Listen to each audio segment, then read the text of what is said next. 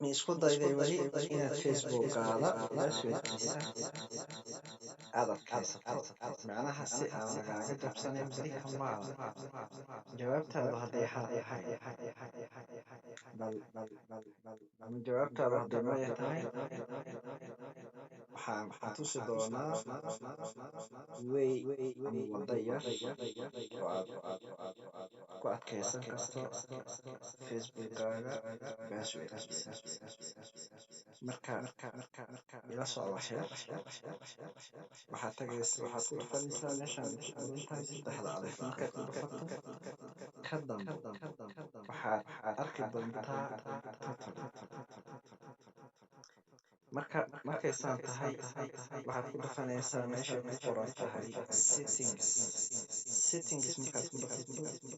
wuxuu ku geyn doonaa calaadoon personal informationkaada oo idin markay saas tahay waad kasoo tagaysaa cancellation personal information cancellation waad kasoo tagaysaa payments markaad kasoo tagto midda afraad aad imaanaysa maxay tahay security and login ayaad ku dhufanaysaa markaad security and login ku dhufato wuxuu ku geyn doonaa facebookaada macnaha si beri ka maalin ama facebookaada janji passwordka si haddii passwordkaada aad ula sheegayso aad janji u dhahdo marka waad kasoo tagaysaa janji password markaad kasoo tagto waxaad imaanaysaa settings apps markaad imaato settings app extra security ayaad kilig leedahay markaad kilig ku sameyso wuxuu ku geyn doonaa calaadool wuxuu ku siin doonaa saddexdaas information ku muhiim beri ka maalin ayuu ku anfici doonaa waayo mataqaanid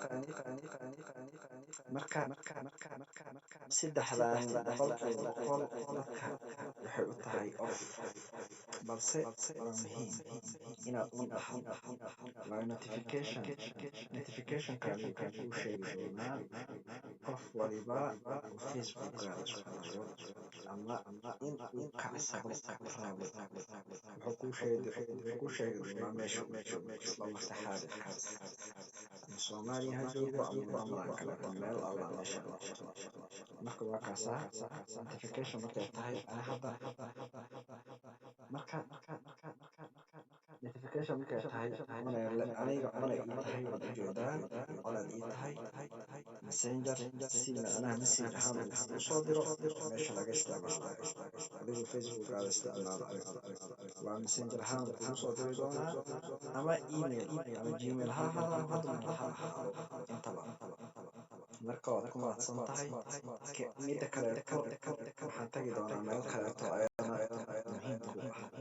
beri ka maalin si lagu caawiyo si fudud adigoon meel kale ka raadinaynin shirkadda facebookna aadan u dacwoonaynin asxaabtaada dad ka mid ayaad waxaad ka dhiganaysaa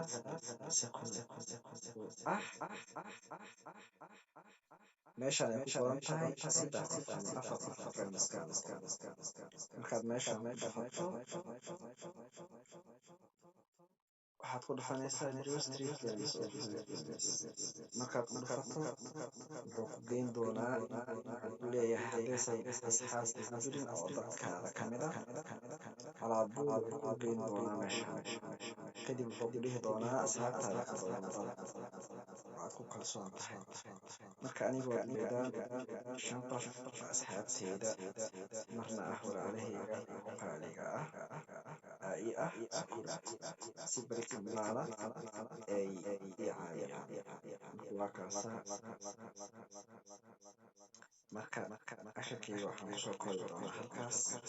insha allah wixii kaleeto insha allah kusoo gudbin doonaa marka waxaan ka tagay hal mid kaleeto oo ah now hadda adigoo isticmaalaya ayaad fiirin kartaa facebookaada in lagula isticmaalayo ama inaad kaligaa isticmaalaysid. waxaad tagaysaa co markaad ku dhufato wuxuu kuu soo saari doonaa facebookaada qofka isticmaalaya now haddii aad adiga tahay haddii lagula isticmaalayo. marka waa kaasa ujeedaa maxaa lahay waad ujeedaa active now aniga isticmaalaya. waan ujeedaa baarliyan joogaa isnan plus aan ku isticmaalayaa. markii laga soo tago waxaa jirto waxaan ku tusi doonaa meeshaan aa ujeedi OBBO wanee aa ku qoran tahay waa muqdisho September 20 September 4 saac iyo bar habeenimo ayuu kacsaday. kadib macnaha aniga u sheegay wuu kiciyey isla markiiba waxaa ii imaaday notification in uu qof rabo inuu ka kacsado Soomaaliya asigoo jooga muqdisho. notificationka ii imaaday marka aniga fikirayo oo aan qofkaas wuxuu ii soo diri doonaa notification oo code ah. coodkaas ilaa qofkaas aan ula sheego